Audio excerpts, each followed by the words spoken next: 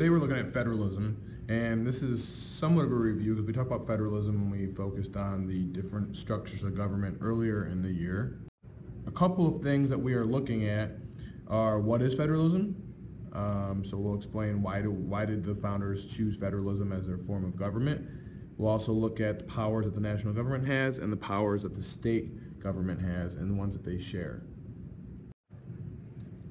So here we have the three structures of government. We have federalism, which we are focusing on today. We have confederations, and we have unitary.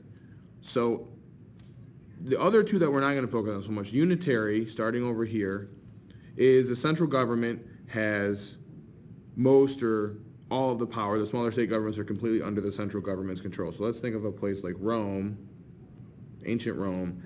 That's what we're thinking about. You know, one entity that controls all these other bodies and what they say goes. Then you have the confederation, which has these smaller states right here that they have all the power. And the central government really is just there to hold them together and protect them against common enemies and to serve as a way for them to communicate with each other. The one we're focusing on right here is federalism.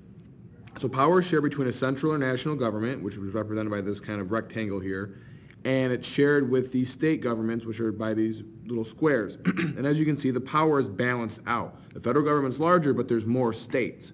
So it equals out in the end. So why did the founders of the country choose federalism? Well, first off, they wanted to prevent tyranny. So they did not want any kind of person to get too powerful to be like a king. They were terrified of kings, so they wanted to prevent tyranny. And they did that by, okay, there's these different levels of government that help balance the power out. The states, one state won't get too powerful and start running the country because they're balanced out by the other states and by the federal government. It also increases input from citizens, and that input is in the form of voting here. So we as citizens get to vote for representatives on the state level and at the national level, so we get that much more of a voice. And it also lets the states' smaller level of governments to experiment. And by that we mean they can try things in their states and not hurt the entire country. They might really succeed and it'll help the country in the long run because people will take their ideas and use them. Or if it fails miserably, it's just in their state. It won't hurt everyone else. So the national government and state government have powers that are given to them. And in the national government, there's delegated, implied, and inherent powers. And those delegated powers essentially just mean that those powers are directly given to them and they're listed in the Constitution. So they have the power to coin money, to regulate business, and to declare war. Those are given directly to them. The states cannot do that. There's no room for interpretation. Those are directly given to the national government. Then we have implied powers.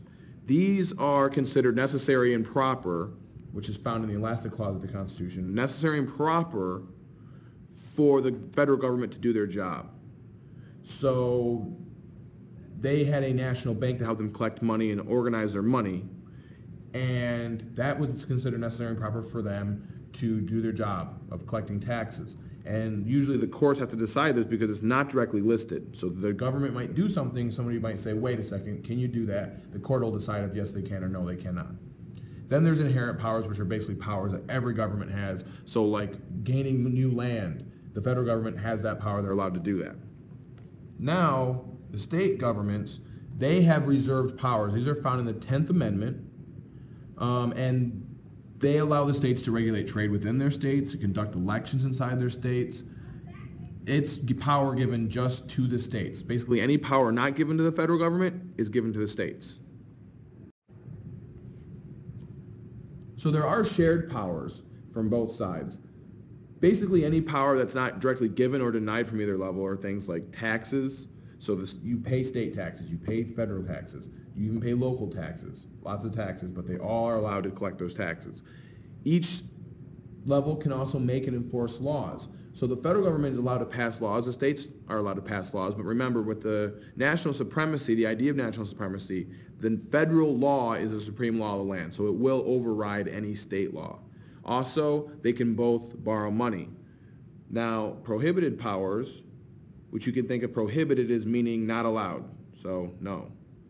These are things they cannot do. The levels of government cannot interfere with each other. So the federal government cannot prevent the states from doing their responsibilities, and vice versa. The states can't prevent the federal government from doing their responsibilities. States cannot tax or import.